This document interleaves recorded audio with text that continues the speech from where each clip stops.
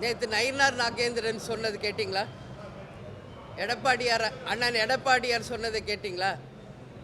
அண்ணன் எடப்பாடியார் ஸ்டேட்மெண்ட்டை கேட்டிங்களா? அதே போல் பாஜகவின் தலைமையில் இருப்பவர் நயினார் நாகேந்திரன் அவர் சொன்னதையும் நீங்கள் கேட்டீங்க. அதிமுகவின் தலைமை அண்ணன் எடப்பாடியார் சொன்னதையும் நீங்கள் கேட்டிருக்கீங்க.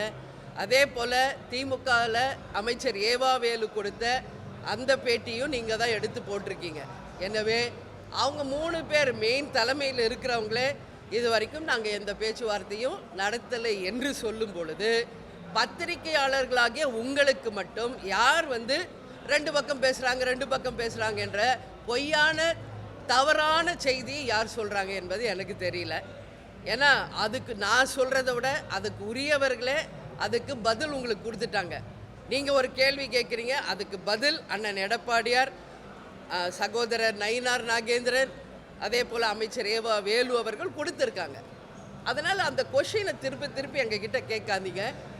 எங்கள் மாவட்ட செயலாளர்கள், எங்கள் நிர்வாகிகள், தொண்டர்கள் எந்த கூட்டணியை விரும்புகிறார்களோ அந்த கூட்டணியை தான் இந்த முறை தேசிய முற்போக்கு திராவிட கழகம் அமைப்போம் என்பதை மீண்டும் இந்த நல்ல நாளில் உறுதியாக நான் சொல்ல கடமைப்பட்டிருக்கேன்.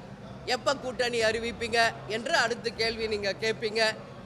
உண்மையில் என்ன இந்த கேள்வி கேட்க வேண்டியது எங்கள் மாவட்ட செயலாளர், கழக நிர்வாகிகள், தொண்டர்கள் தான்.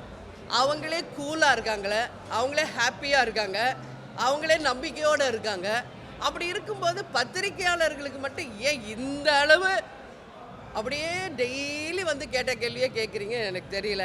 இது தேமுதிக எங்கள் கட்சி, என்ன டிசிஷன் எடுக்கணும், எப்போ அறிவிக்கணும் என்பதை உரிய நேரத்தில் எங்கள் கழகத்தை சேர்ந்த அனைவரிடமும் கலந்து பேசி உறுதியாக அறிவிப்பேன் என்பதை இந்த நேரத்தில் சொல்கிறேன். ஓகே, ஸோ கூலாக இருங்க, நோ டென்ஷன், பி கூல்.